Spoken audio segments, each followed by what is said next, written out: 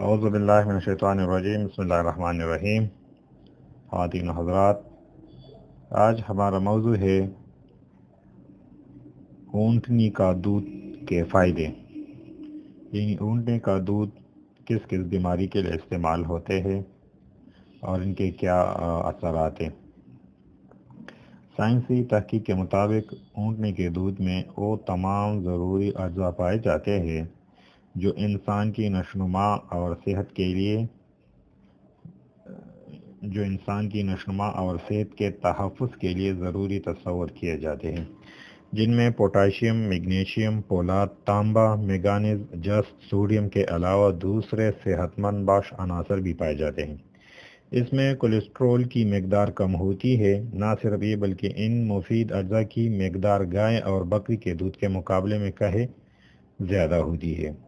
اونٹنی کے دودھ میں موجود انسولین کی بڑی مقدار ذیابیطس کے بیماری میں اہمیت کے حامل ہے، یعنی اونٹنی کے دودھ میں انسولین کی بہت زیادہ مقدار ہوتی ہے جو شوگر کے مریضوں کے لیے بہت مفید ہے۔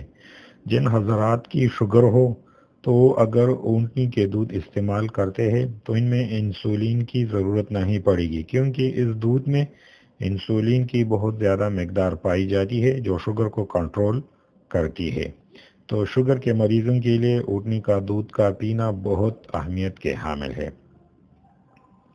دودھ کے استعمال سے ذیابیطس کا مرض میں قابو پایا جاتا ہے۔ اونٹنی کے دودھ میں الفالڈ اور آکسائڈ ایسڈ کے علاوہ حصول قدرتی ذریعے اونٹنی کے دودھ معدے کے زخم کے لیے بھی بہت ضروری ہے۔